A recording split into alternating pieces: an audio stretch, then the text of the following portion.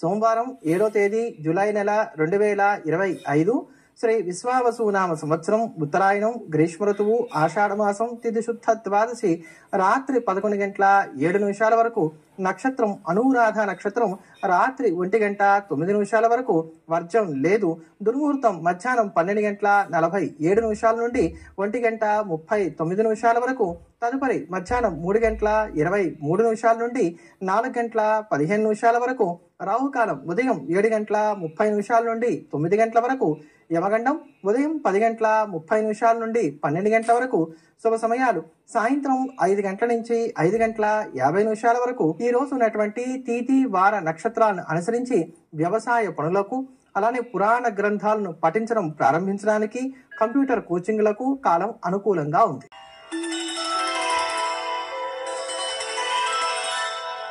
ఈ రోజు సర్వార్థ సిద్ధి యోగం అనేటువంటి యోగం ఉంది. సోమవారం అనురాధ నక్షత్రం ఈ రెండు కూడా కలిసి వచ్చినటువంటి కారణం చేత ఈ యోగం రాత్రి 1:09 వరకు ఉంటుంది కనుక ఈ రాత్రి 1:09 లోపు వచ్చేటువంటి వర్జ దుర్ముహూర్త రాహుకాలాలను వదిలివేసి తతిమా సమయాల్లో మీ ఇష్టదైవానికి నమస్కారం చేసుకొని మీ తల్లిదండ్రుల యొక్క ఆశీర్వాదం తీసుకున్న తర్వాత మీరు అనుకున్నటువంటి పనిని చక్కగా ప్రారంభం చేసుకోండి, మంచి ఫలితాలని అందుకోగలుగుతారు.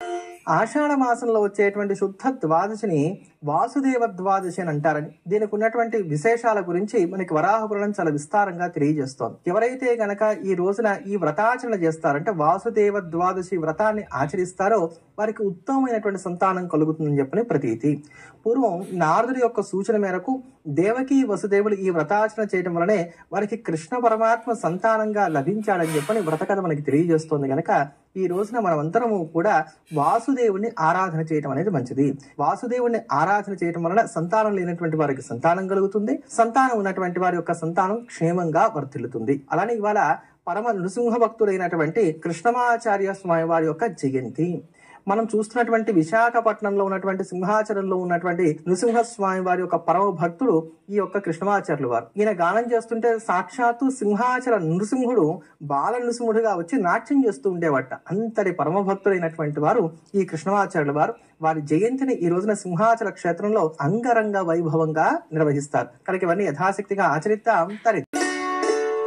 మేషరాశిలో ఉన్నటువంటి స్త్రీ పురుషులకు ఈరోజు ఆర్థిక విషయాల్లో జాగ్రత్తలు అవసరం అవుతున్నాయి. కోపం పెరగడానికి అవకాశం ఎక్కువగా ఉంది. ఆరోగ్యపరమైనటువంటి జాగ్రత్తలు కూడా పాటించుకోవాలి. ఈ రోజు వృత్తి ఉద్యోగ వ్యాపారాల పరంగా చూసుకున్నా కూడా ఇవి కూడా కొంచెం నత్తనడకన సాగడానికి అవకాశాలు గోచరిస్తున్నాయి. కనుక రోజు వారి పనులకు కాస్త పరిమితం అవుతూ కోపాన్ని అదుపులో పెట్టుకునేటువంటి ప్రయత్నం చేయడం అనేది మంచిది. ఈ రోజు మీరు ధరించకూడని రంగు నీలం రంగు, పాటించవలసిన పరిహారం శివ కవచ స్తోత్రాన్ని పాటించడం. తదుపరి వృషభ రాశి. వృషభ రాశిలో ఉన్నటువంటి స్త్రీ పురుషులకు ఈ రోజు ఆర్థిక విషయాలు అనుకూలంగా ఉన్నాయి. పెట్టుబడులు చక్కగా కలిసి వస్తాయని చెప్పని చెప్పుకోవచ్చు. అలానే వృత్తి ఉద్యోగ వ్యాపారాల పరంగా కూడా అనుకూలమైనటువంటి కాలం. నూతన ఉద్యోగ ప్రయత్నాలు కావచ్చు, బెటర్ జాబ్స్ కోసం చేసేటువంటి ప్రయత్నాలు కావచ్చు, ఇవి అనుకూలిస్తాయి. రిటైర్ అయిన తర్వాత వాళ్ళకి రావాల్సినటువంటి ధనం మీద ఆధారపడినటువంటి వారు ఉన్నారో వారు వాటి కోసం గనక వాళ్ళ ప్రయత్నాలు చేసినట్లయితే ఇవి కూడా అంది రావడానికి అవకాశాలు గోచరిస్తున్నాయి. విద్యార్థులు కూడా అనుకూలమైనటువంటి కాలం. కొత్త పరిచయాలు ఏర్పడడానికి ఉపకరించడానికి కూడా అవకాశాలు లేకపోలేదు. ఈ రోజు మీరు ధరించకూడని రంగు ఎరుపు రంగు, పాటించవలసిన పరిహారం నృసింహ కరావలంబ స్తోత్రాన్ని పాటించడం. తదుపరి మిథున రాశి. మిథున రాశిలో ఉన్నటువంటి స్త్రీ పురుషులకు ఈ రోజు సానుకూలమైనటువంటి ఫలితాలు గోచరిస్తున్నాయి. అప్పులు వసూలు చేసుకోవడానికి, అప్పులు తీర్చడానికి చేసేటువంటి ప్రయత్నాలు అనుకూలంగా సాగుతున్నాయని చెప్పుకోవాలి. స్వతంత్ర వృత్తుల్లో ఉన్నటువంటి వారికి, రకరకాలైనటువంటి వ్యాపారాలు చేస్తున్నటువంటి వారికి అనుకూలమైనటువంటి కాలం. నిరుద్యోగమైనటువంటి వారికి ఈ రోజు ఏదైనా ఒక ఊతం లభించడానికి, ఒక మంచి శుభ సమాచారం అందడానికి అవకాశాలు గోచరిస్తున్నాయని చెప్పని చెప్పుకోవచ్చు. కొంచెం కోపం పెరగడానికి, నేను అనేటువంటి అహంకారాన్ని కలిగి ఉండటానికి, మొండితనం ఉండటానికి అవకాశాలు ఉన్నాయి గనక వీటి విషయాల్లో జాగ్రత్తలు పాటించుకునేటువంటి ప్రయత్నం చేయండి. నోరు జారినట్లయితే గనక ఇబ్బందులు రాక తప్పదు. ఈ రోజు మీరు ధరించకూడని రంగు వంకాయ రంగు, పాటించవలసిన పరిహారం శ్రీరామ రక్ష స్తోత్రాన్ని పాటించడం. తదుపరి కర్కాటక రాశి. కర్కాటక రాశిలో ఉన్నటువంటి స్త్రీ పురుషులకు ఈ రోజు మధ్యస్థమైనటువంటి ఫలితాలు గోచరిస్తున్నాయి. ఖర్చులు ఎక్కువగా ఉంటున్నాయి. వీటిని నియంత్రించడం అనేటువంటిది మాత్రం కొంచెం కష్టంగా ఉంటుంది కనుక అవి వృధా ఖర్చులు కాకుండా తగు జాగ్రత్తలు పాటించుకోవడం అనేది మంచిది. డాక్టర్ దగ్గరికి వెళ్లేది కాదు, ప్రశాంతంగా ఇంట్లో ఉండదగింది కాదు. ఇటువంటి అనారోగ్య సమస్యలు ఉంటాయి. భార్యాభర్తల మధ్యలో చిన్నపాటి కీచులాట్లు ఉండడానికి అవకాశాలు లేకపోలేదు. అవగాహన రాహిత్యం అనేటువంటిది ఈ రోజు కొంచెం ఎక్కువగా ఉంటుంది. పని వేళలు కూడా కాస్త పెరుగుతాయి. మీలో ఉన్నటువంటి ఓపిక కూడా ఈ రోజున కొంచెం తగ్గుతుంది. విద్యార్థులకు సాధారణంగా ఉంటుంది. ఈ రోజు మీరు ధరించకూడని రంగు ముదురు ఆకుపచ్చ రంగు. పాటించవలసిన పరిహారం నృసింహ కరావడంబ స్తోత్రాన్ని పాటించు. వాస్తురీత్యా గనక పడమర అనుకూలంగా లేకపోతే అది ఎలా ఉంటుంది, దాన్ని ఎలా గుర్తించవచ్చు? అటువంటి సందర్భంలో ఎవరికి వారు ఇంట్లో ఉంటూ తేలికపాటి పరిహారాన్ని ఇదేని ఆచరించవచ్చో మీ అందరికీ తెలియజేస్తాను. పడమర దిశకు ఆధిపత్యం వహించేటువంటి గ్రహం శనిశ్చర గ్రహం. అలానే పడమర దిశకు అష్టదిక్పాలకుల్లో ఆధిపత్యం వహించేటువంటి దిక్పాలకుడు వరుణదేవుడు. కనుక ఈ రెండు మనం ప్రధానంగా జ్ఞాపకం పెట్టుకోవాలి. ఎప్పుడైతే ఈ పడమర దిశ అనుకూలంగా ఉండదో అప్పుడు శనిచ్చేటువంటి దోషాలన్నీ కూడా వచ్చేస్తాయి. మీ జాతకంలో శని అనుకూలంగా లేదనుకోండి, ఇది బర్త్ చాట్ లో, ఈ గోచారంలో వచ్చేటువంటి ఏలినాడు శని, అష్టమ శని ఇవి కావు. బర్త్ చాట్ లో కనుక శని అనుకూలంగా లేకపోయినా కూడా మీరు ఉండేటువంటి ప్రాంతాల్లో ఉండేటువంటి పడమర దిశలో దోషం ఉండడానికి అవకాశం ఉంటుంది. ఈ పడమర దిశలో కనుక దోషం ఉన్నట్లయితే కనుక ఇది ఆరోగ్యం మీద ఎక్కువగా ప్రభావం చూపెడుతుంది. కనుక ఆరోగ్యపరమైనటువంటి ఇబ్బందులు అనేవి ఆ ఇంట్లో ఒకరి తర్వాత ఒకరికి రావడానికి అవకాశాలు ఎక్కువగా ఉంటాయి. అని ఎంత కష్టపడి పని చేసినప్పటికీ కూడా ఈ కష్టం గుర్తింపబడడానికి, ఎదుగుదల రావడానికి అవకాశాలు ఉండవు. అందుకని శ్రమ పడుతున్నాం, మా వైపు నుంచి తప్పులేదు, ఫలితాలు మాత్రం రావట్లేదు అనుకునేటువంటి వారు ఇంట్లో ఒక్కసారి పడమర దిశ అనుకూలంగా ఉందా లేదా దీన్ని క్రాస్ చెక్ చేసుకునేటువంటి ప్రయత్నం చేయడం అనేది మంచిది. మరి ఇంతకీ పడమర దిశ బాగుండటం అంటే ఏమిటి అంటే, పడమర దిశలో బరువు ఎక్కువగా ఉన్నట్లయితే అది బాగున్నట్లు లెక్క. మరి పడమర దిశ బాలేదు అన్నట్లయితే కనుక దీన్ని ఎలా గుర్తించవచ్చు అంటే, అక్కడ గొయ్యి ఉండటం కానీ, నుయ్యి ఉండటం కానీ, లేకపోతే తూర్పు కన్నా కూడా ఇది పల్లంగా ఉండటం కానీ, ఇట్లాంటివి ఏమన్నా ఉన్నట్లయితే, సుమారుగా నేను కొన్ని మాత్రమే చెప్పాను, ఇటువంటి ఉన్నట్లయితే కనుక ఇంట్లో పడమర దిశ అనుకూలంగా లేదు అని చెప్పని దీన్ని బట్టి మనం తెలుసుకోవచ్చు. ఇలా వెస్ట్ సైడ్ కనుక మీకు అనుకూలంగా లేకపోతే, వాస్తుదోషం కనుక ఉన్నట్లయితే అప్పుడు ఆ ఇంటి యజమాని ప్రతి శనివారము కూడా ఉపవాస నియమాన్ని గనక పాటిస్తూ వచ్చినట్లయితే, వెంకటేశ్వర స్వామికి నమస్కారం చేసుకోండి, లేకపోతే ఆంజనేయ స్వామికి నమస్కారం చేసుకోండి, మీ ఇష్టదైవం పేరు మీద ప్రతి శనివారం కూడా ఉపవాస నియమాన్ని ఆ ఇంటి యజమాని గనక పాటిస్తూ వచ్చినట్లయితే ఈ దోష ప్రభావం కొంత తగ్గడానికి అవకాశాలు అనేటువంటివి ఏర్పడతాయి. కష్టం కాదు, అసలు కష్టాల సుడిగుండంలో మేము చిక్కుకుపోయాం, ఇందులో నుంచి అసలు మేము ఎలా బయటపడతామో మాకు తెలియట్లా, జీవితంలో సుఖం అనేటువంటి దాన్ని మేము చూస్తామో లేదో మాకు తెలియట్లేదు అనుకునేటువంటి వారందరికీ కూడా ఈ పరిహారం చక్కగా ఉపయోగపడుతుంది. ఇది కొంత ఖర్చుతో కూడుకున్నటువంటి పరిహారమే కానీ మంచి ఫలితాలను ఇస్తుంది. దీన్ని మీరు చేయవలసిందల్లా ఏంటంటే, మీరు బాగా గమనించండి. మనం కష్టాల్లో ఉన్నప్పుడు ఎలా అనుకుంటాం, ఒక పంజరంలో ఉన్నట్టుంది, ఒక భూమిలో ఉన్నట్టుంది అనుకుంటాం కదా. అలానే ఈ పంజరాల్లో బంధింపబడినటువంటి పక్షుల్ని మీరు విడిపించాలి. అప్పుడు ఈ కష్టాల నుంచి మీరు బయటపడతారు. ఎందుకంటే బయట ఎక్కడైతే గనక ఈ పక్షుల్ని అమ్మేటువంటి వారు ఉంటారు కదా, వాళ్ళ దగ్గరికి వెళ్ళండి. వాళ్ళ దగ్గర ఆ పంజరాల్లో బంధింపబడినటువంటి పక్షుల్ని విడిపించండి. మీ వయస్సుకి ఎంత ఉంటే అన్ని పక్షుల్ని విడిపించాలి. ఉదాహరణకి మీకు 30 ఏళ్ళు అనుకోండి, 30 పక్షుల్ని విడిపించి వాటిని చక్కగా ఆకాశంలోకి స్వేచ్ఛగా వదిలేసేయండి. అవి ఎంత కాలం అయితే స్వేచ్ఛగా తిరుగుతూ ఉంటాయో అంతకాలం మళ్ళీ మీకు కష్టాలు రాకుండా ఉండడానికి ఆస్కారం ఏర్పడుతుంది. అందుకని ఎక్కడైతే కొన్నారో అక్కడే వదిలివేసే ప్రయత్నం చేయకండి. ఆ ప్రాంతానికి అలవాటు పడి ఉంటాయి కనుక మళ్ళీ తిరిగి అక్కడికే రావడానికి, అమ్మిన వాళ్ళు మళ్ళీ తీసుకువెళ్ళి వాటిని భూమిలో పెట్టడానికి అవకాశం ఉంటుంది కనుక కొంచెం దూరంగా తీసుకెళ్లి ఎక్కడైనా స్వేచ్ఛగా విహరించడానికి అవకాశం ఉండేటువంటి చోట, ఎక్కడైతే గనక బస్సులు ఇట్లాంటివన్నీ బాగా తిరగకుండా వాటి యొక్క ప్రాణానికి హాని కలగకుండా ఉంటుందో అటువంటి చోట వాటిని వదిలిపెట్టేటువంటి ప్రయత్నం చేయండి. మీకున్నటువంటి కష్టాల్లో నుంచి మీరు బయటపడగలుగుతారు. ఇది చాలా అద్భుతమైనటువంటి పరిహారం. కొంచెం కష్టమైనప్పటికీ కూడా మంచి ఫలితాలను ఇస్తుంది.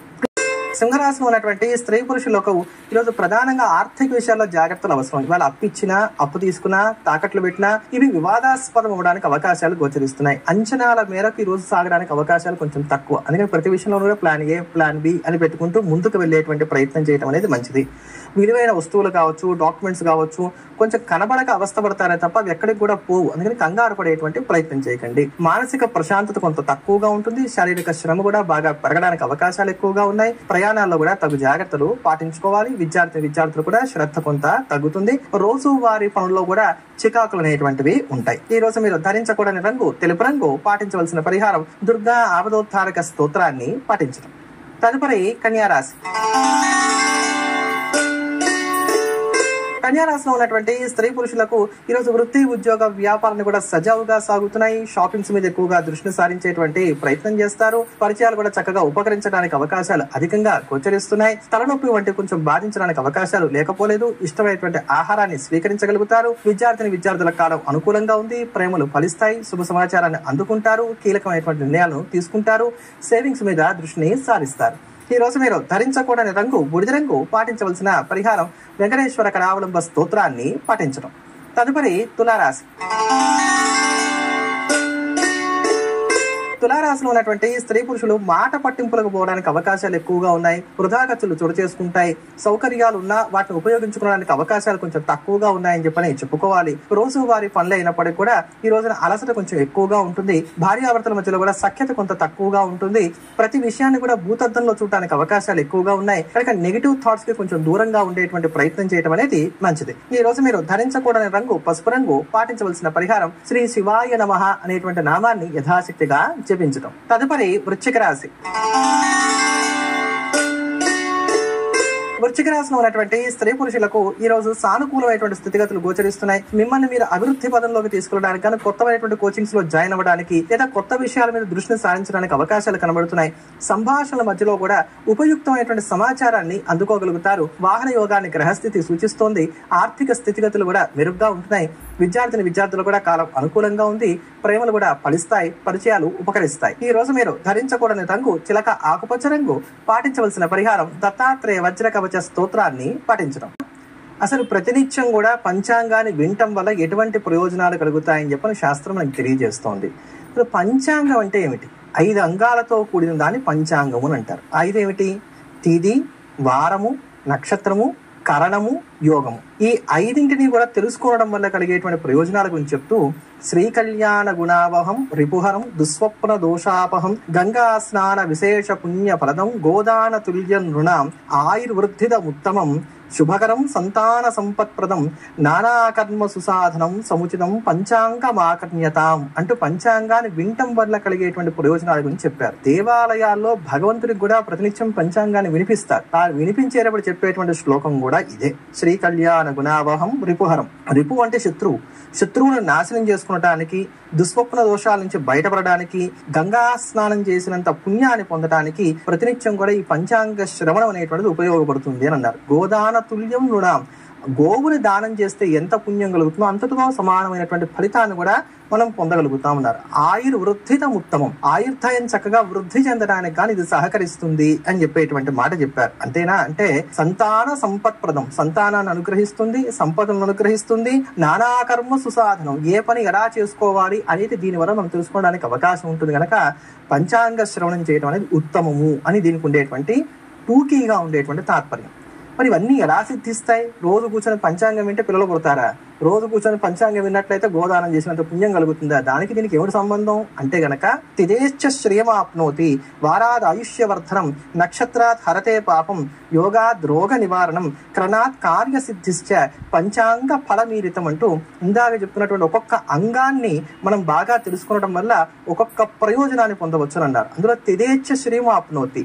తిథి విజ్ఞానాన్ని గనక తెలుసుకుని ఉన్నట్లయితే ఐశ్వర్యాన్ని కాపాడుకోవచ్చు అని చెప్పారు. వారాద్ ఆయుష్యవర్ధనం. వార విజ్ఞానం ఉండటం వలన ఆయుర్వృద్ధి కలుగుతుంది అని అన్నారు. ఎట్లా?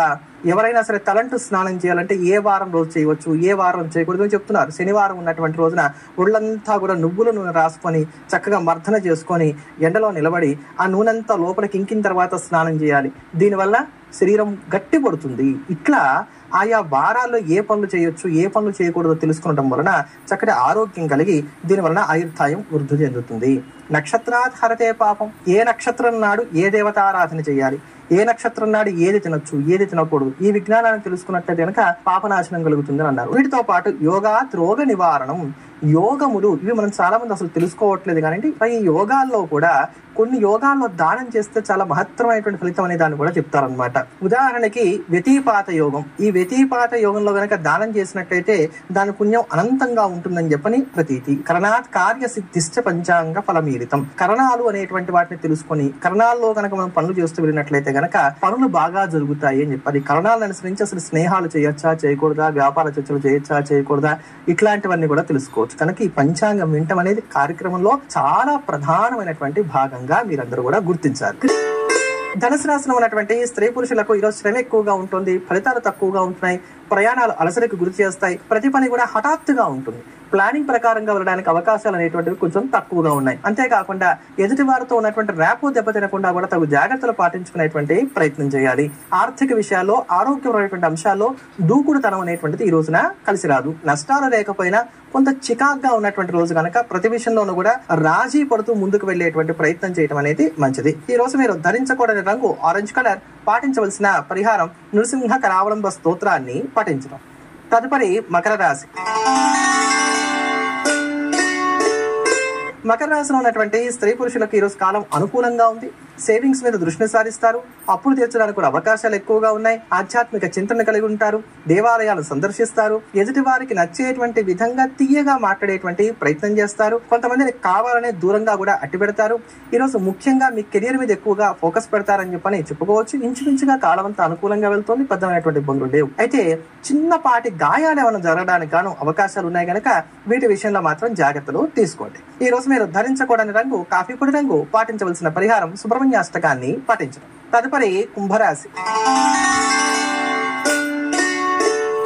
కుంభరాశిలో ఉన్నటువంటి స్త్రీ పురుషులకు ఈ రోజు మధ్యస్థమైనటువంటి ఫలితాలు గోచరిస్తున్నాయి. వివాదాలుంటాయి, తగాదాలుంటాయి, కానీ వాటిలో మీదే పైచేయిగా కొనసాగుతోంది. ఉద్యోగస్తులైనటువంటి వారు ఓర్పును కలిగి ఉండాలి. మీకు మీ బాస్ కి మధ్యలో చిన్నపాటి ఒడిదుడుకులు ఏర్పడడానికి అవకాశాలు గోచరిస్తున్నాయి. ఆర్థిక విషయాలు కావచ్చు, ప్రయాణాలు కావచ్చు, లేకపోతే సంబంధ బాంధవ్యాలకు సంబంధించినటువంటి అంశాలు కావచ్చు, ఇవన్నీ కూడా సజావుగా సాగుతున్నాయి. ఇందాక చెప్పుకున్నటువంటి ఇబ్బందులు మినహా ఎక్కడా పెద్దవైనటువంటి ఇతరత్ర ఒడిదుడుకులు ఏవి కూడా కుంభరాశి వారికి ఈ రోజున లేవు. సాహసోపేతమైనటువంటి నిర్ణయాలు తీసుకుంటారు, వేగాన్ని బాగా కలిగి ఉంటారు. ఈ వేగాన్ని ప్రయాణంలో కూడా చూపించేటువంటి ప్రయత్నం చేస్తారు. కారాన్ని ఇష్టంగా ఈ రోజున స్వీకరించడానికి అవకాశాలు ఉన్నాయి. ఈ రోజు మీరు ధరించకూడని రంగు గులాబీ రంగు. పాటించవలసిన పరిహారం వెంకటేశ్వర కరావలంబ స్తోత్రాన్ని పఠించడం. తదుపరి మీనరాశి. మీనరాశిలో ఉన్నటువంటి స్త్రీ పురుషులకు ఈ రోజు కాలం ఇంచుమించుగా చక్కగా సహకరిస్తోంది. ఆధ్యాత్మిక చింతన కలిగి ఉంటారు. ఆర్థిక స్థితిగతులు మెరుగ్గా కొనసాగుతున్నాయని చెప్పుకోవాలి. నేను ఈ పని చేయడం వల్ల నాకు లాభం ఎంతవరకు ఉంది, ఎదుటి వారికి దీంట్లో నష్టం జరుగుతుందా, ఇట్లాంటివన్నీ కూడా చక్కగా ఆలోచించుకొని నిదానంగా అడుగులు ముందుకు వేసేటువంటి ప్రయత్నం చేస్తారు. ఈరోజు సాయంకాలం మీ మనసుకు నచ్చేటువంటి విధంగా సాగడానికి అవకాశాలు గోచరిస్తున్నాయి. పరిచయాలు మరింతగా విస్తరించడానికి అవకాశాలు లేకపోలేదు. అగ్రిమెంట్లు కావచ్చు, లేకపోతే శుభకార్య ప్రయత్నాలు కావచ్చు, ఇవన్నీ కూడా సానుకూలంగా సాగుతున్నాయి. మీకు ఇష్టం లేనటువంటి వారి మీద ఫిర్యాదులు చేయడానికి, మీకు అనుకూలంగా కాలాన్ని మార్చుకోవడానికి, వాస్తుపరమైనటువంటి పరిశీలనలకు, కొనుగోలు మీద దృష్టిని సారించడానికి ఈ రోజు ఉన్నటువంటి గ్రహగతులు చక్కగా సహకరిస్తున్నాయి. ఈ రోజు మీరు ధరించకూడని రంగు నలుపు రంగు. పాటించవలసిన పరిహారం దత్తాత్రేయ వజ్రకవచ స్తోత్రాన్ని పఠించు.